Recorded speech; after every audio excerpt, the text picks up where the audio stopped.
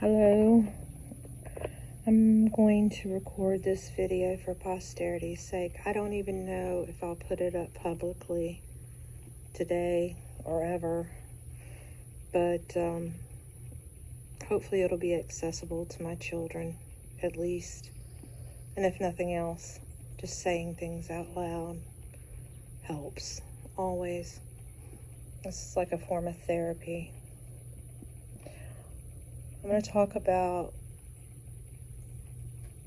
my intelligence level, which is difficult to talk about because people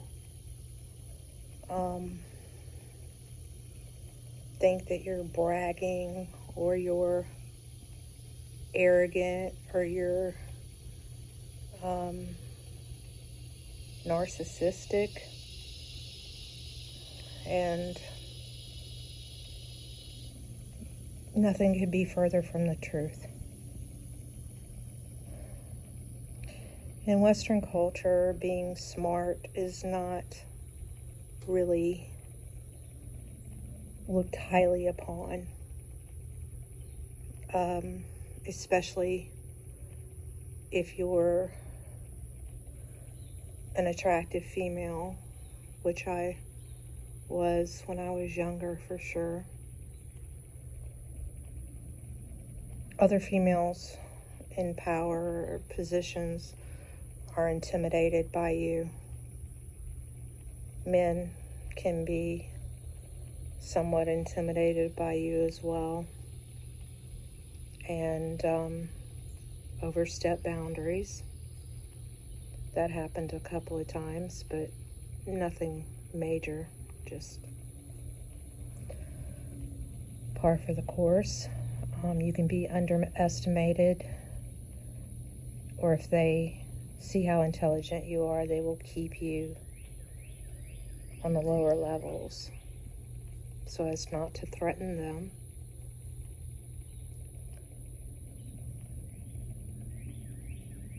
In the grand scheme of things, it's really minor compared to other people in this world and what they've had to endure and go through. And it's certainly not all I've had to endure or go through. Some of you know about my diagnosis with PTSD and the nightmares, some of the nightmares I've lived through. But I am by no means a victim. I'm just sharing part of who I am.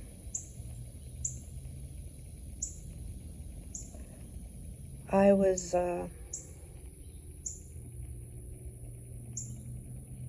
when I was very young, I was 4 years old. I was just going to preschool, a private, like little in somebody's house in the South. Preschool. She was a real teacher, and she had a classroom in her house, and it looked like a school classroom with wooden desks and a merry-go-round in her backyard, and then there was a small path out her backyard that led to a school playground, and we used to go there too. Miss Moise. She's long gone now. But I was told that before I started preschool, I was crying because I was so upset. And they asked me why, and I said, I can't go to school because I don't know how to read. I had already started reading, but I couldn't read like an adult could read, so I thought that, I shouldn't be allowed to go to school yet. When I was 7, I believe it was second grade. Yeah, it was second. No, yeah, it was second grade, or in between second and third. I was taken to a college for about a week and given tests.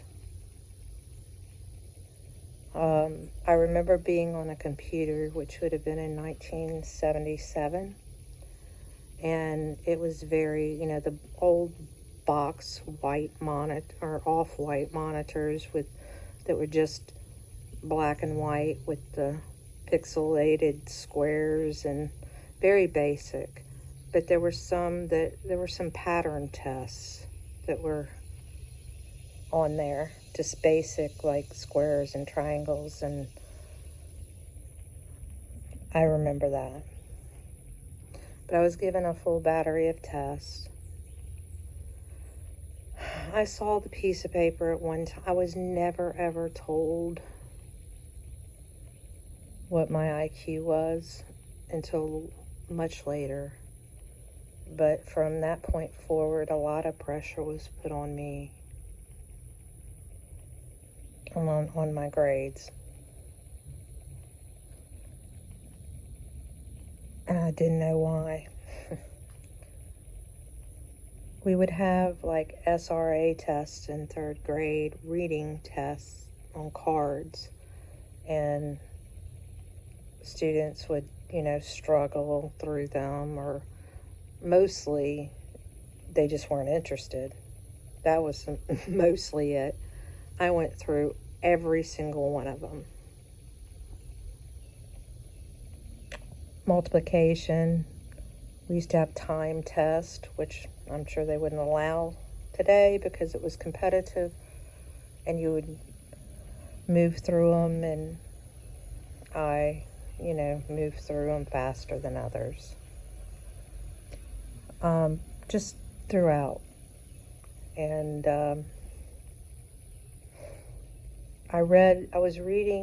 when we went to the library, when it was library day, that was the most exciting day for me.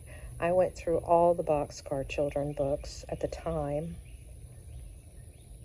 I read all kind of other books, the Hardy Boys and Nancy Drew and anything I can get my hands on. I found Black Beauty, the 800-page Black Beauty, not the children's version, and I was reading it, and there was a book report they were going to have us do in third grade. And since I was already reading the book, and I knew I could get finished with it, I did the book report on Black Beauty. My parents were called, and it was discussed on whether I read the book or not. And I had, and yeah. So I guess you could call me a bookworm. I could throw together a project overnight with not much. I never had much help from my parents at all. My mother was a drug addict. I'm sorry for the animals, excuse me. And stayed in a room most of the time, and that's not an exaggeration. And my stepfather was always working, and I was the oldest, so I learned to be extremely resourceful and independent at a very young age, and responsible for other young children.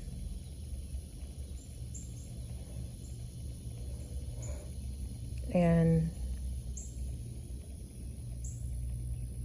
I always got handwriting awards. I took writing very seriously, cursive, which nobody does anymore. All up until about, 8th grade. I was recruited to go to a magnet high school, excelled in math and science, ironically. And after about my sophomore year, I just didn't care anymore. I just did whatever I needed to do, which was just bare minimum for me, and just to make a passing grade and move on. What was my end of my sophomore year, I want to say I lived with my dad for about 5 months. That was holy hell. I thought I was going to improve my situation, but given my stepmother at the time, there was no improvement, so I went back to the familiar hell. I quit somewhere in my junior year because I found out my parents were going to be moving my senior year. We had done a lot of moving, but I had been in this area at that particular time for a while. And when I came back from my dad's, I went to school for a while, and I just said, I'm not doing this anymore. And they locked me up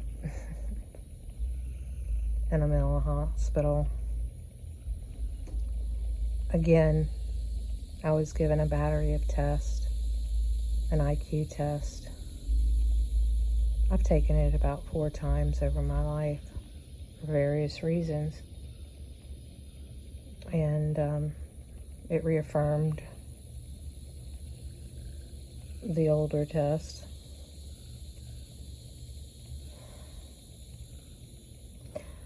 I have a genius level IQ,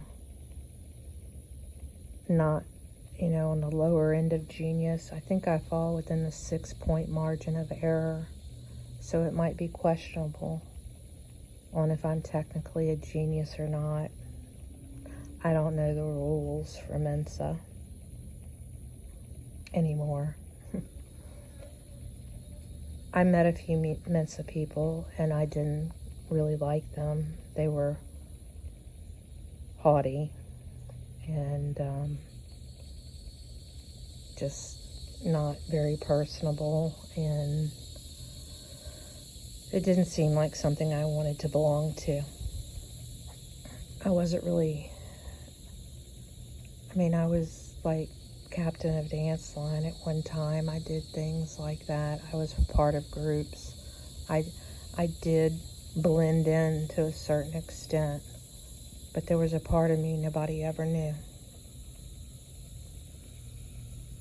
I had a friend in elementary school. Then we moved away and came back. I hadn't seen her in years. And in high school, she came and spent the night one night. And we used to live in the same neighborhood for a couple of years when we were young, very young, probably 9, 10 years old. And she came to spend the night when I was in high school one night, and my mother and I got into it, not physically, but verbally. And I got so mad, I went in my room and ripped my mattress off my bed and threw it, and just, taking it out on inanimate objects, which wasn't a regular thing, but I was really angry. And she said to me later that she had no idea. She thought my mother, when we were 8 or 9 years old, she had never, ever seen her. Ever. It just didn't dawn on me. Nobody ever saw her. It just really didn't. And here she was in my house years and years later. Even that night, she never saw her. So she never saw my mother in all those years. I've made peace with that now, but I'm just explaining at that time. So, back to my junior year, I GD'd out. They put me in a mental hospital. I went in with a clean urinalysis. No signs of, coming off of anything. I didn't have a drug or alcohol problem, and they couldn't figure out why I was there. But I thanked them for the vacation from their nonsense for a week, and the doctors all told them they could find nothing wrong with me.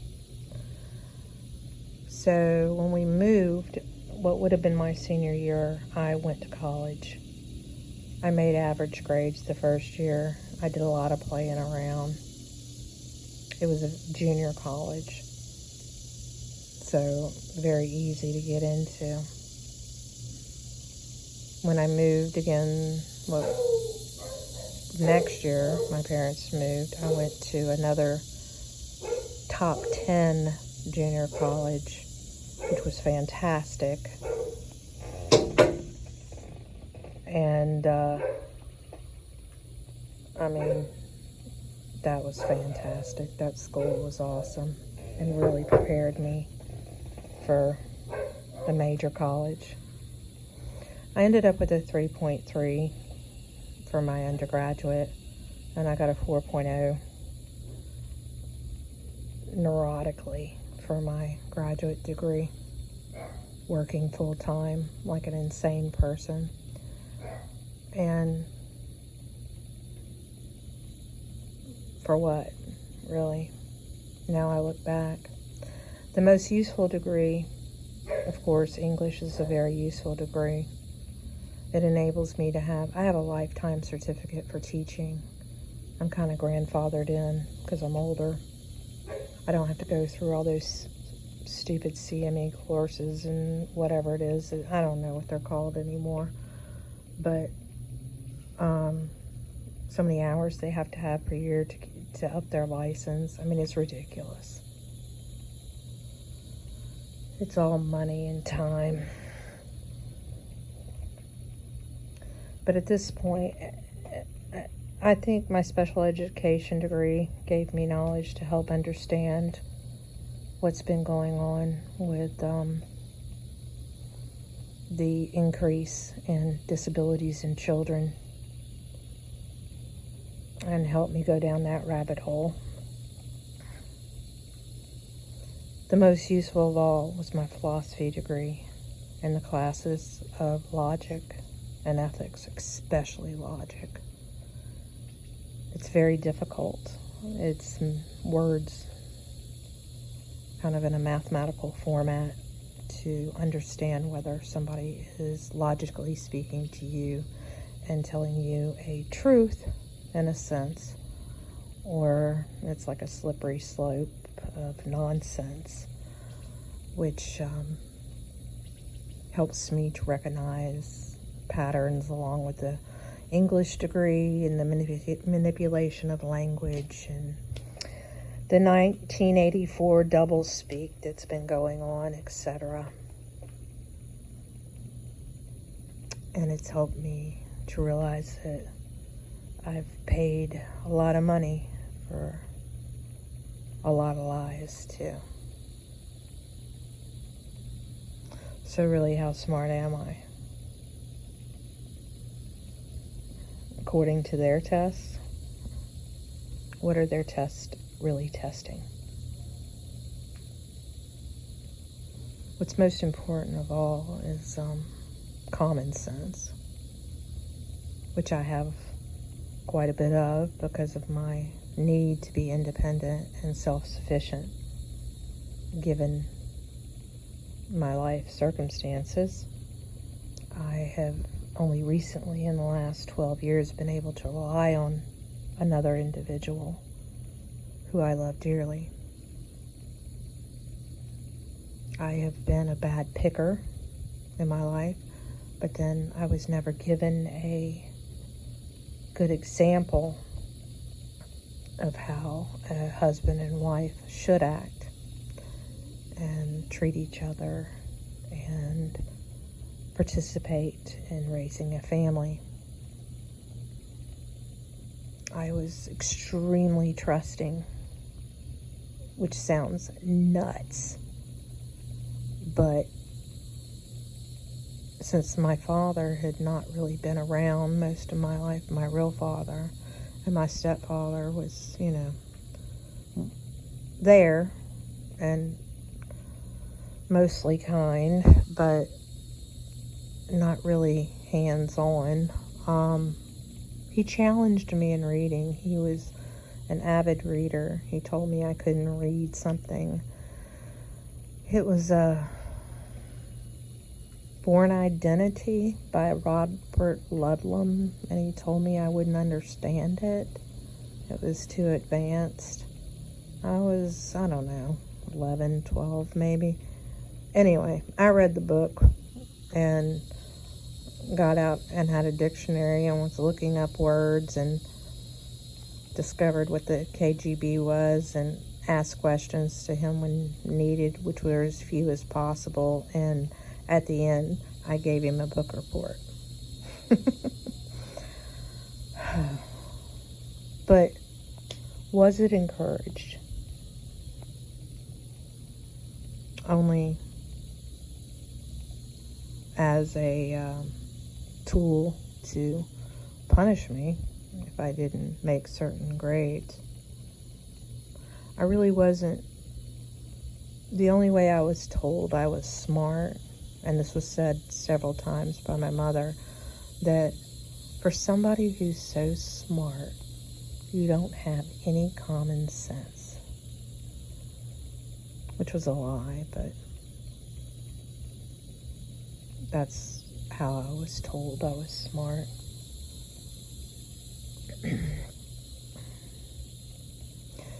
But at my age, I'm grateful that I'm smart, but it's been very lonely, to be honest. It's been very humbling, actually. It can be very isolating. They just won't hush up. They must see something across the street.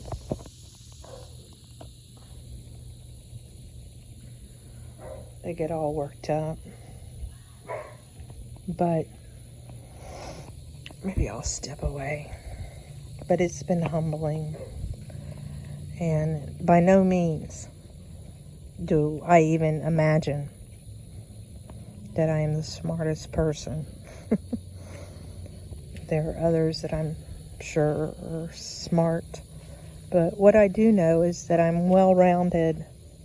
Matter of fact, I got an award of excellence from the university for being well-rounded. That just means I took classes in all different categories: science, history, math, English, liberal arts. Not liberal arts. What are they called? Humanities. That I was broad. But it doesn't mean that I understand everything. It doesn't mean that I have all the answers. It doesn't mean I can't be wrong, because I've been wrong so many times in my life. But I have learned, so I can be hopefully wrong less, or just not make that same mistake again.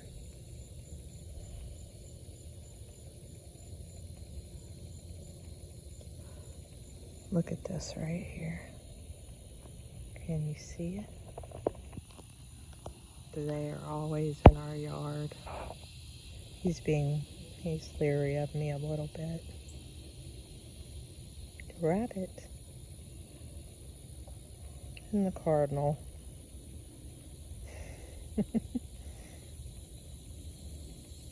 No coincidences, right?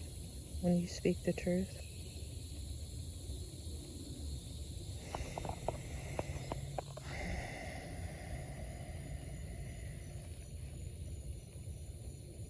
Anyway, that's part of my truth. That's part of who I am.